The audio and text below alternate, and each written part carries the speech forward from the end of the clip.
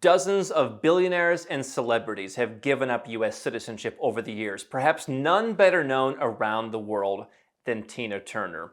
She relinquished her U.S. citizenship years before she passed away, giving up her obligations to pay U.S. taxes and finding her home somewhere else. Today, I'm going to tell you why Tina Turner gave up U.S. citizenship.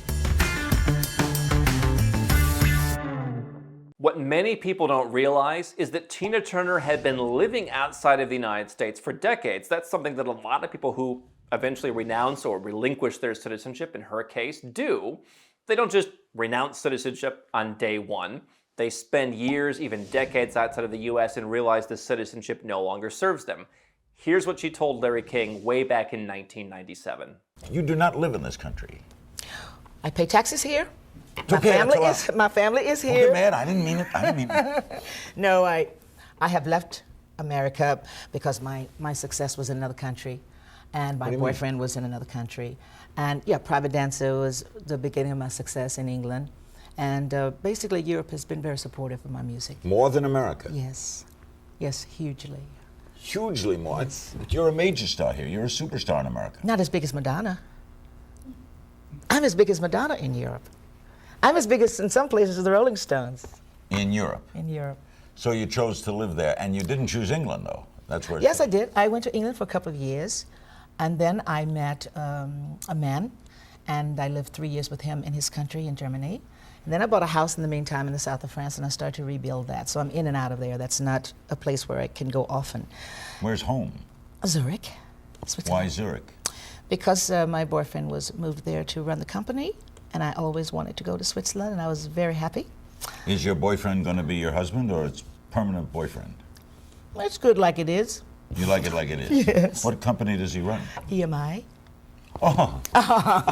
Everyone says that. Well, you could take 12 years off, right?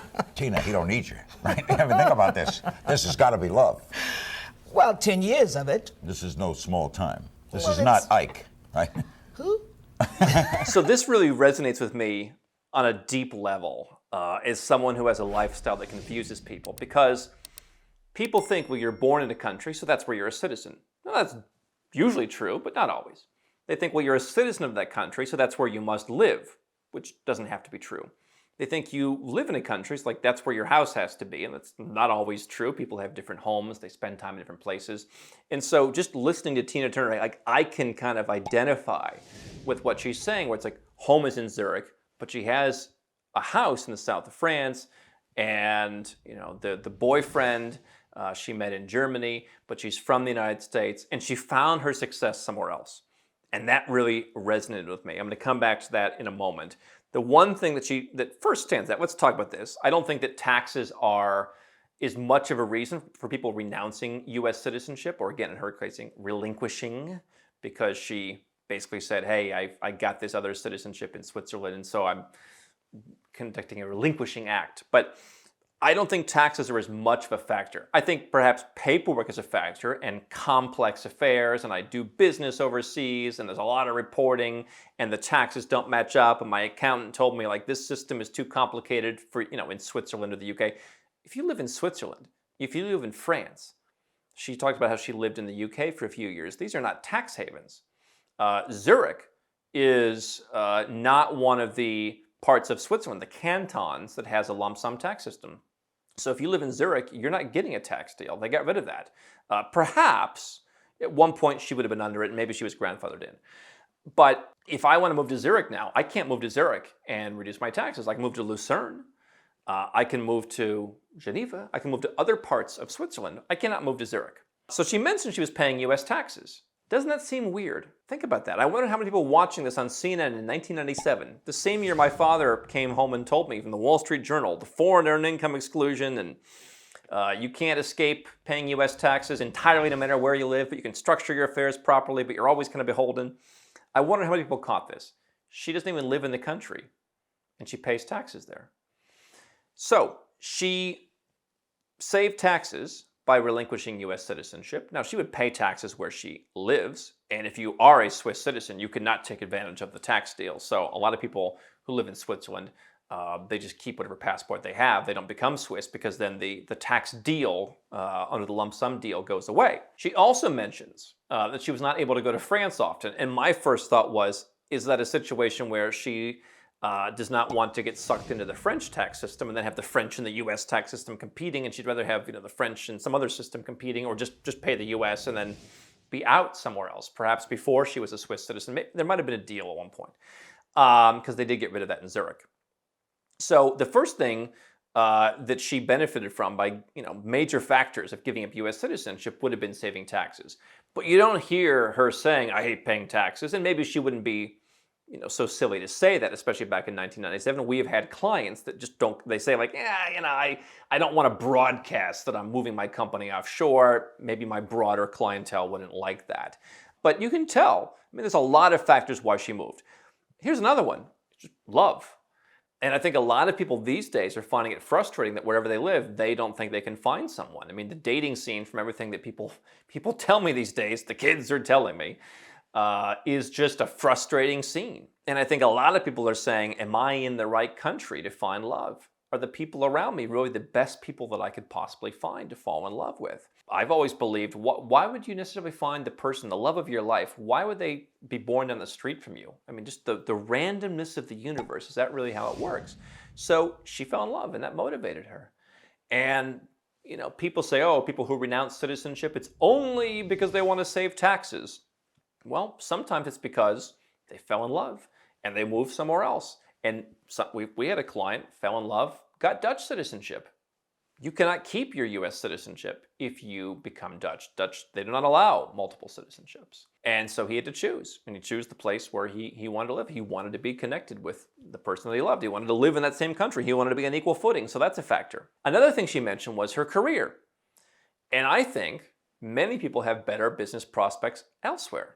People sometimes ask me, I have a business that's on the ground in my country, how do I offshore it? And there's tax answers to do that, and you move and the business is there, and transfer pricing and all that. But sometimes the answer is just run a business that's somewhere else. And if you're a talent, as Tina Turner was, and people like your talent more in Europe, why wouldn't you go there? And she proved. She's from, I believe, from Tennessee. How similar is Tennessee and Zurich?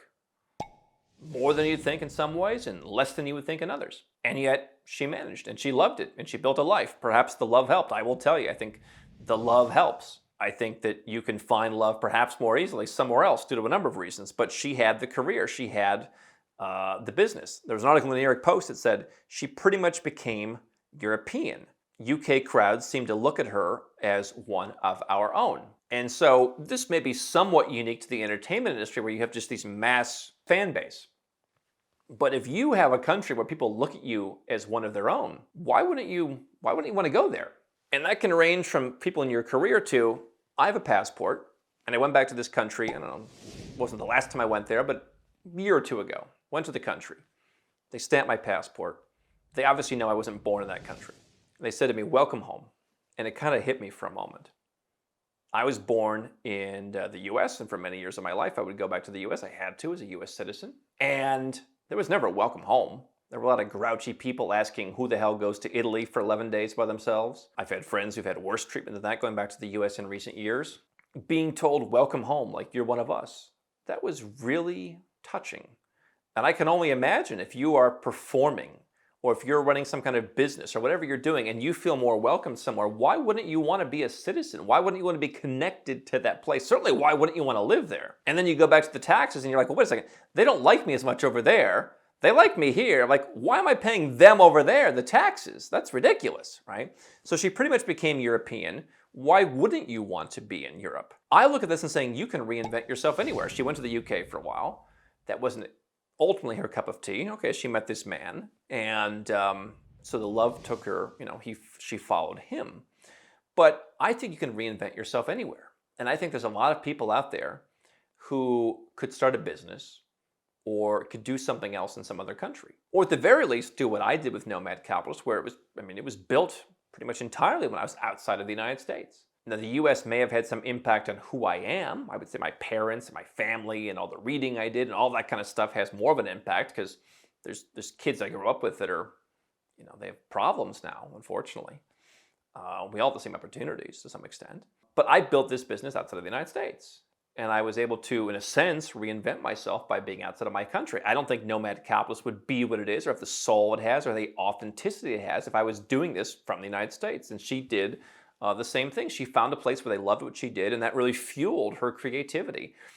And perhaps it's hard to describe if you haven't done this. I feel a real connection to what she's saying, because I see the power of living in a different place to mold you and to change you in a way that forces you to evaluate who you are and create a certain. I was on a podcast in Ireland recently, and I said, there is a friction that is created.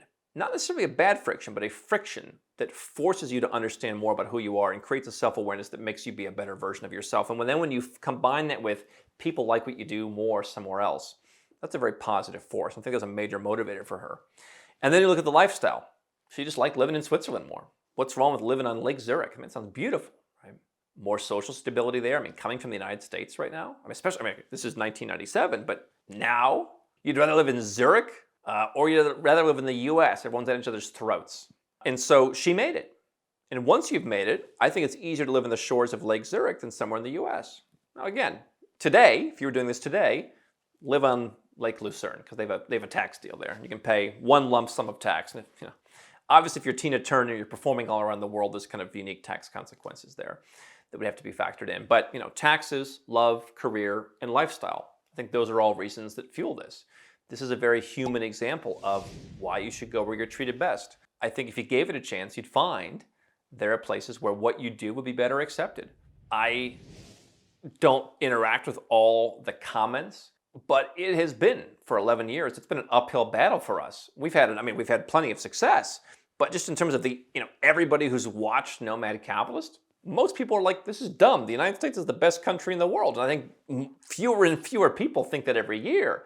But the average person, old habits die hard. To see this, it really shines through to me as an example of going other places. You can find people who agree with you more, who understand you more. I mean, a lot of the emerging countries that I've spent time in, they're like, yeah, like the government's a bunch of crooks. Like, why would you give them so much money? I mean, like, we only pay 20% here. You're paying 43%. Like, that's a total rip. Like, why? Of course you'd leave, right? And then you go tell somebody in the United States, like, I got tired of paying 43%, and they call you a nasty jerk. So I think that finding other places to go can open up just this greater oneness with yourself that I can feel, and it's just even hard to describe if you haven't experienced it yourself. We'll show you a few more comments from Tina Turner. I renounced in 2017, gave up my citizenship. Eduardo Saverin from Facebook renounced. Jet Li renounced, I believe. Others have done it. You don't have to renounce to improve your life. Americans have this unique circumstance with the taxes and all the paperwork and all the regulations. But whether you're an American or not, whether you want to move or not, I think that taking some of the lessons from Tina Turner and finding greater success, whether it's a second passport to protect yourself, whether it's a bank account to put your money, or whether you indeed want to move and reduce your taxes, whether you want to move to Switzerland or the UK or anywhere else, there are tax-friendly countries, those being two of them for certain people. Nomad Capitalist can help you figure that out. So go to nomadcapitalist.com/apply if you'd like to learn more about how our client services work.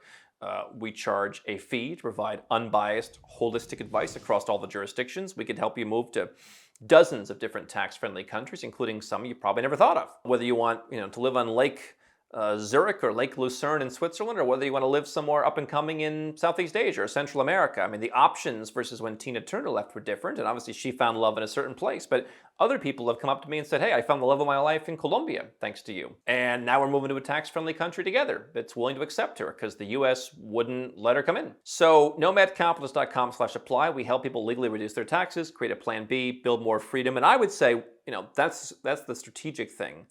But there's a wholesomeness to this that you'll experience when you focus on running to something, not from something. She found greater success. Now this from 60 Minutes, not long after. I had no idea that you were such a huge star in Europe. Yeah, no one in America knows that. I mean, people are always shocked when I explain. People say, when are you going to go to Vegas? I was there already. Success in America, what I find with my homeland, nothing lasts very long. Europe is different. But you're right there with them until you come back. It turns out that Tina has lived in Europe for over a decade now, And that's where we went to talk with her at her home in the south of France while she worked on a photo shoot for Harper's Bazaar magazine. How American are you now? Still very much American. I don't speak the foreign tongues over here yet. I'm paying American taxes. I have property in America. All of my businesses run from America still. But in your... In my heart, Yeah. I don't think I will go back home. So the first part that stands out about this to me is, I think the U.S. in particular, maybe some other Western countries outside of Europe, there's this understanding like, what is it, like not everybody's here? We literally hired a part-time HR very early on in our business who didn't want to work with me because our non-American employees weren't paying U.S. Social Security. Like that's kind of how he starts this interview, like, wait, like how are you not here? Like there's somewhere else to go? And I think that's maybe the challenge some people have is they talk to their friends and family and they're like, well, that sounds kind of crazy. Now, the south of France and Switzerland and that kind of thing, I mean, that's maybe more palatable to some people. And by the way, plenty of tax-friendly countries that are open to you in Europe if you want to go that route. We help people do that as well as go to emerging countries. But she talks about how, yes, she still has the ties to the U.S. And you can feel American, you can be American. I think you can feel American without even being a U.S. citizen. And I think I realize, listen, there's parts of me that probably will always be that when we are from whence we came in some respect. But when she's really forced to talk about it, she doesn't feel like she belongs there. She doesn't want to go back. She has the house, she has the stuff. The company was based there. I would say today, perhaps she wouldn't have the company based in the U.S. because now there are so many more options. European countries have become more tax-friendly. Obviously, again, being a performer and traveling the world is a little bit different situation. There's royalty income. I mean, it's a more complex tax situation than many of us will have. But she doesn't feel like she belongs there. Why should that person keep their citizenship? Now, she became Swiss. She was certainly welcome to come back to the U.S. At that point, she would complete an ESTA. So as long as she had a clean record, I mean, she'd come back. I would imagine if Tina Turner went to a U.S. embassy, they'd probably still understand and perhaps just give her a visa. That'd be quite a coup if she didn't get that, if for some reason she couldn't get through the ESTA. So it's a lesson if you do renounce and you get what we call a TRA passport, she could go back to the U.S., but she didn't want to go back to stay, even though she had some of the stuff. You can keep the stuff in the U.S. You don't have to be a citizen to own property. You don't have to be a citizen to own a bank account or have a U.S. company. That was maybe the best options. But it really stood out to me why she decided to ultimately leave. It just no longer served her. And so I think that the path is you get your plan B in place. If you want to go directly to plan A where you leave the U.S., for any of the aforementioned reasons, taxes, love, career, lifestyle opportunities, do that.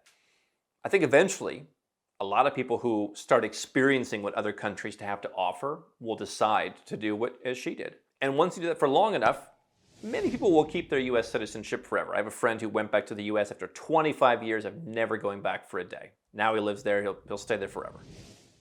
She didn't want to go back forever. And I think enough people, if you spend enough time out, you'll say, why do I need this in my life? It just doesn't add anything. And whether that's European quality of life, whether that's some other place that maybe offers more freedom. Tina Turner, to me, very powerful commentary from a quarter of a century ago about why she ultimately decided to divorce the United States.